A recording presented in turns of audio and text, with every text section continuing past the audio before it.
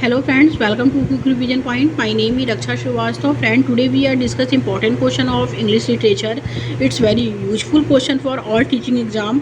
So let's start. First question. First है friend इसमें कि a group of English poet who in the earlier part of the 17th century were considerably under the influence of Spenser. Okay, right and Spenser हो जाएगा यहाँ. Next देखते हैं friends second question क्या है. The most thoroughgoing disciples of Spenser during the reign of James first were Phineas flax clutch Fletcher. Okay, तो यहाँ जो होगा जेम्स फर्स्ट हो जाएगा, were Phineas Fletch clutch Fletcher. Okay, next question. They were both priest and fellow of Cambridge University. Okay, they were both priest and fellow of Cambridge University. Next question. Phineas Fletcher wrote a number of Spenserian pastoral and allegory. Okay, next देखते हैं Phineas Fletcher most ambitious poem the Purple Island. Next देखते हैं. It is an allegorical poem and follows the allegorical pattern of the Faerie Queene. Okay, next है. Giles Fletcher was more lyrical and supernatural than his brother. Okay, आगे देखते हैं friend. Next question क्या है. Next question है. He also choose his subject for his poetry from Spenser subjects. Okay, next है. His chased Victoria and trumps in the heaven and earth over and after death 1610, which is an allegorical poem is a link between the religious poetry of Spenser and Milton. Okay, आगे देखते हैं friend. Other writer who wrote under the influence of Spenser are William Davenant and William Browne. Okay, next है कि Browne important political work is a Britannia Pastorals. Okay, next है friend इसमें कि most of writer poetry is pastoral which is used by him to convey his pastoral experience. Okay, personal experience. Next question. The same didactic tone and lyrical strain are noticed in the poetry of George Weather. Okay. Next है friend कि Drummond, who was a Scottish poet, wrote a number of pastorals, sonnets, song, elegy and religious poems. Okay. Next देखते हैं friend some fact about Milton on account of his middle states with aberrant hair and an oval face with grey eyes and fair complexion. Milton was called the Lady of Chist College. Okay, Milton called the Lady of Chist College. Next देखते हैं friend. The foot of two syllable in which the unstressed syllable precedes the stressed one is called. तो A है टॉकी, B है dactylic, C है anapestic and D है iambic. तो right answer D हो जाएगा iambic.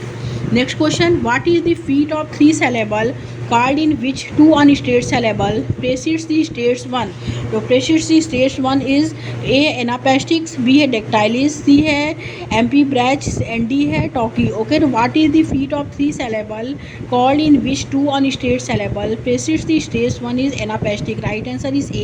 Next question. Spondic foot contains two. A है unstated syllable, B है A है stated syllables, B है unstated syllable, C है states और unstated syllables and D है different syllables. So spondis foot contains two straight syllables. Right answer is A. Next question. The pattern of two unextended syllables following the extended one is called. A है anapaestics, B है dactylis, C है ampibrachis and D है torchy. The pattern of two unextended syllables following the extended one is called dactylis. Right answer is B. Next question. What is the rhyming pattern of the quatrain used by kids in La Belle Dame Sans Mercy mean? Sans Mercy. तो A है A B B, B है A B, C है A B C B and D है A B A C. तो right answer is C, A B C D C B. Okay. Next question. Identify the Spenserian stanza from the rhyming pattern given below. तो A है A B B C C. Right answer is B. Next देखेंगे. Brian in his Bippo and Kids is Isabella used an 8-line stanza with the rhyming scheme A B A B B A B C C, which is called the A है Spencerian stanza, B है Italian stanza, C है Petrarchan stanza and D है Chaucerian stanza. The right answer is B, Italian stanza. Next question, the heroic couplet is written in A है Toki tetrameter, B है spondic hexameter and D है iambic tetrameter and D है iambic pentameter. The heroic couplet is written in the iambic pentameter. Right answer is D.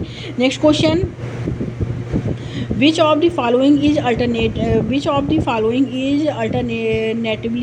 known as the age of sensibility? तो A है the age of Pope, B है the age of Milton, C है the age of Johnson and D है the age of Wordsworth. तो the age of sensibility is the age of Johnson. Right answer is C.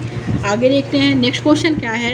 Affective fallacy was first defined as the error of evaluating a poem by its effect in an essay publish in 1946 by. तो A है W.K. विमसेट, B है मुरार सी बियर्डसेली and C है A.C. Bradley and D A.N. B both. Right answer जो होगा वो D हो जाएगा, A and B both. Okay, next question देखेंगे. An extremely popular device in the middle age was a story told as a particular instance of the general text of a sermon. What is its called? A है fable, B है parable and C है ex impellum and D है ballad. तो right answer is C, ex impellum. Okay, next question. thou still unravished breeze of whiteness, thou foster child of silence and slow time. The repetition of the I sound in the above lines is an intense of. A है alliterations, B है consonance, C है innocence and D है none of the above. Right answer is C, assonance. Okay, assonance. Next question देखते हैं friend. alliteration is the repetition of speech. Alliteration is the repetition of speech sound in a sequence of the nearby words usually applied to. A है consonants only, B है vowel only, C है both consonants and vowel and D unstated syllable. So alliteration is the repetition of speech sound in a sequence of nearby words usually applied to consonants only. Okay, consonants only. Right answer is A. Next question. Allusion in a work of literature is a brief, explicit or indirect reference to. A है a person, B है a place or event, C है another literary work and D है any of the above. So allusion in a work of literature is a brief, explicit और indirect reference to any of the above. इसमें right answer ही D हो जाएगा. Next question देखेंगे. The deliberate use of words and expressions that have became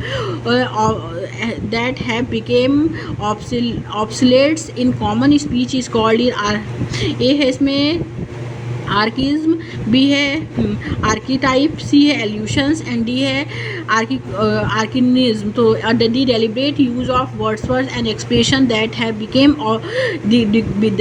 became obsolete in common speech is called archaism. Right answer is A. Next question. Who among the following was the first to employ in literary criticism the theory of archetype. A है Richard case, B है म्यूड bodkin and C है north fry and D है जी Wilson Knight. Right answer is B, Mute Bodkin. Right answer is B. Next question. The phrase disassociation of sensibility was introduced by Thomas Easton Eliot with reference to. Okay, तो A है the romantic poet, B है Shakespeare, C है Milton and D है the metaphysical poet. The phrase dissociations of sensibility was introduced by Thomas Easton Eliot with reference to is the metaphysical poet. Right answer is D. आगे देखते हैं next question क्या है. The dirge also express grief on the occasions of death but differs from the elegy in that it is. A है long and less formal, B है short and more formal, C है long and more formal and D है short and less formal. Right answer is C, long and more formal. Next question. Keats expressions that the becomes a part of all he sees reflected his instance. A है sensuousness, B है empathy, C है sympathy and D है romanticism. तो Keats expression that the becomes a part of all he sees reflect his intense is sensuousness. Right answer is B, A. Next question. An extended narrative which carries a second meaning along with its surface story would be called is A symbol, B allegory, C exposition and D conceit. Right answer is B allegory. Next question belles lettres means A है beautiful letter writing, B है beautiful handwriting, C है lighter writing in prose, D है cheap work और masterpiece. Right answer is C lighter writing in prose. Okay, next question what is meant by denouement in drama.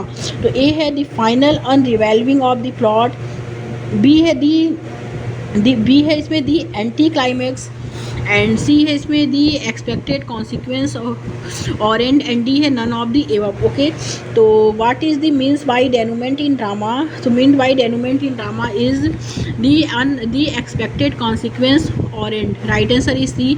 Next question the Anglo Saxon period is generally consider to be between. तो A है 1066 से 1066 100 1485, and B है 700 से 1066, and C है 450 से 1066, and D है 410 से 1066। तो the Anglo Saxon period is generally consider to be between is 450 to 166। Right answer is C हो जाएगा। ओके, आगे देखते हैं फ्रेंड नेक्स्ट क्वेश्चन क्या है।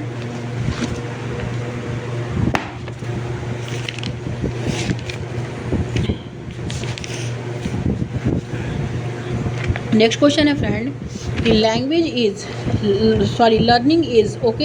इज फर्स्ट है a process of gradual transformation, second है a process of acquiring new skills and knowledge, C है a slow process, D a process of behavioural change. तो learning is a process of acquiring new skills and knowledge. Right answer is second.